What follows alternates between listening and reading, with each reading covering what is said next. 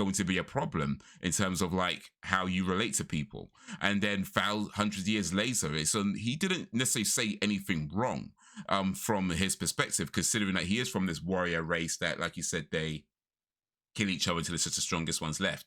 You know, that's his whole upbringing. And at his age, I mean, he looks like a earthling of about, I don't know, 40 years old, give or take, which means, I mean, I'm not sure if they actually said how old he is, but I'd assume he's at least a couple of thousand years old already.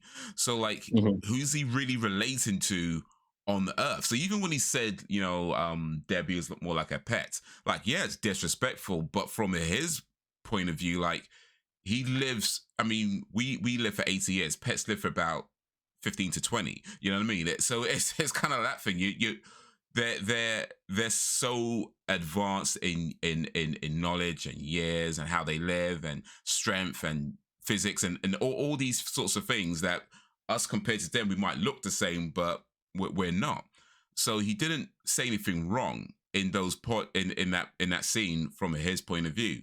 However, it turns out he wrote books, and he wrote books about monsters that can destroy Viltrumites and a laser gun that can take out all these, and there were supposedly clues for. I was like, why would you write books about that?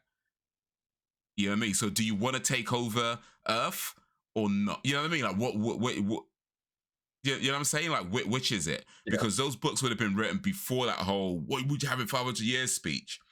So are you on the Earthling side and you're trying to leave clues for your son to take over because you realize maybe you're too far deep into this thing and you don't know how to get out of it, so you're leaving clues for your son, but you don't really want to do it? Because if you don't really want to do it, you kind of beat him pretty badly, you know? That's a kind of an odd way of sending that message.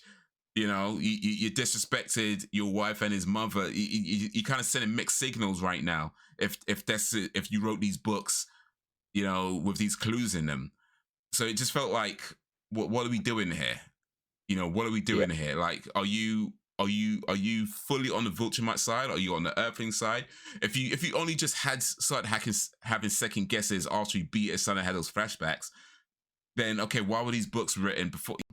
But in the end, it's kind of like you've done too much.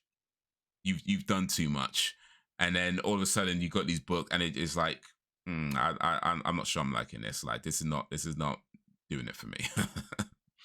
This is not making sense to me. Like he's either a bastard or he's not, and you're trying to. It felt to me anyway that they were trying to make him out to be less of a bastard in season 2, and then by the end when Alan finds him in the jail and they're talking about like the other Viltrumite who already defected, and I guess some plan to break him out and help them or whatever, maybe, but I don't know. I just kind of felt like, bro, just kill this guy. Like when the Viltrumites caught him, just kill him.